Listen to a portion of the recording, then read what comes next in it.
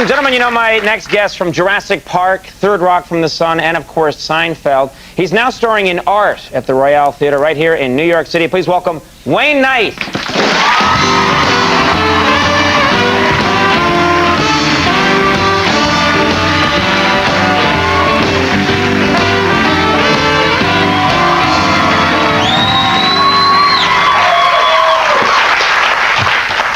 This look is very, you look like an evil Newman. It's very... Now, let's not go into the Newman stuff, Red.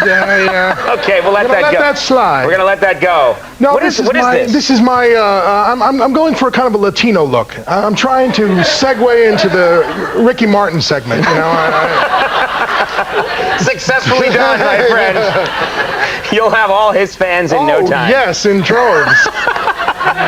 He was just, Ricky Martin, actually, you bring it up, he was just here in New York City like a week and a half ago. People went crazy. Yes, I was very much aware of that because where I'm staying at this like long-term apartment hotel slash thing, okay, which is somewhat above the Tower Records. And my wife is here, and she's not from New York and not big on New York, doesn't know a lot about New York, and it's midnight, and there's salsa music coming up, wafting up our way, and I open the window and look out, and there are people dancing in the street down below as the salsa music is playing, and I'm saying, look, honey, it's New York. This is what New York is about. This is what it's like. And then at 3 in the morning, there are like several hundred people dancing and salsa music playing, and at 6 o'clock in the morning, there are thousands of people practicing screaming. You know, just in case they didn't have it down. And Ricky was coming to sign things at 8 o'clock that night. Right, at the Tower Records, yeah. Yeah. So, I mean, you didn't for a second think they're here to see you. It didn't, you're not... I never think that. Oh, come on. But trust me, all right. Unless they have guns, I don't think that. Really. Now, I mentioned, of course, Newman. It must be, because the show still very recent, it's only been off the air, and everyone watches it on reruns. Yes. You must get that all the time, the hello, Newman. Why, no. Yes, of course I do. Yeah. And usually, you know, it's only bothersome infrequently. Most of the time, I just like people to kind of let it go. Because I see people try to hold it in, and it really is dangerous to them. They're like... let it go, you'll feel better. Just do it, yeah. Just do it. Yeah. But at least you made a lot of money off that show, didn't you? Huh? Actually, the way I look at it is, I was on the Queen Mary, but I never got to the buffet. I was riding in steerage during the time, and now that the residuals are coming in, I'm in a dinghy in the back going, hey! Wait for me!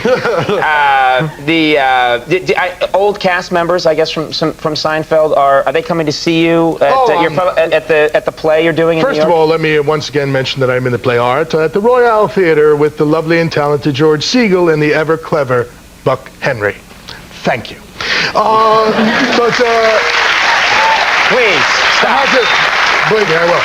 But I had to get it out because I had to mention Siegel's name because he has said he mentioned me and I had to mention. He didn't mention you. Anyway, go ahead. So last night they said, you know, Kramer is here to see the show. I said, what? Kramer? What, you mean Michael Richards has taken time out of his busy schedule to come and see me do a play? What a wonderful gesture. And at the end of the show, up the stairs walked Kenny Kramer, the real Kramer, inviting me to go on the reality tour. And I said, well, thanks very much. Thanks. He must see so many disappointed people who say, Kramer's coming this way, and then he shows up. Oh, well. Back in the theater now, you're doing this play. You've had experience. What was your first time doing theater in your life that you can remember? Well, the first time I ever started, the first time I knew I wanted to be an actor was in kindergarten at Miss Mary Lou's Pink Kindergarten. That's an unfortunate pink part, but Miss Mary Lou was in a wheelchair at the time, having broken her hip, and Miss Doris would swing her around when she would point with her cane to the person who was supposed to go on, and this was a final pageant at the end of the year at the kindergarten, and I had a poem to deliver. 55 smiles, because there were 55 kids in the thing. 55 smiles is a lot of smiles, and they can go for miles and miles. That was poem. And good that you left that behind in your repertoire. I've kept it with me. She forgot me. She just forgot me, and I kept coming, Miss Mailer, she kept forgetting me, and finally, you know, it was at the end of the damn pageant, and I said, you know, I want to go do it. So she said, go do your poem. So I went out and did my poem, and it was the end. So all the parents were like, and I'm like, I'm killing them. I'm killing them with my poem. Give me another poem, you know, and I was hooked, you know, but it was, I didn't know it was relief applause. It was that, you know. My friend, I have built a career on relief applause. Do not put it down. Just before we go, there's one thing, I'm reading through all the different stuff on you, and it says in one magazine article, you say that you used to be a private detective. Yeah, for 5 years I worked as a. You were really a private detective? Yeah, I mean, they liked. I had a friend, you know. I'd been on Broadway and then crapped out, so I needed a survival job, and I had a friend who was an actor, was working as a private eye, and he said they love hiring actors because they have absolutely no scruples and they'll lie about anything, you know. So I went and got the job, and I spent 5 years working as a private eye in between acting gigs and while auditioning and the rest. But you weren't roughing people up or anything like that? No, I was running from people most of the time. I didn't carry a piece or anything. We had 3 guys in the agency who actually carried guns. I was doing, you know, background checks, surveillances, skip traces, and, you know. You were on surveillance. You were following people. Yes, and this was much worse as I began to get more acting work. Because they're thinking, hey, aren't you that guy in the dog food commercial? And I'm like, so, I know you from Seinfeld. No! So that was the problem, yeah. That was fascinating. I didn't know if that was true or if you were just kidding.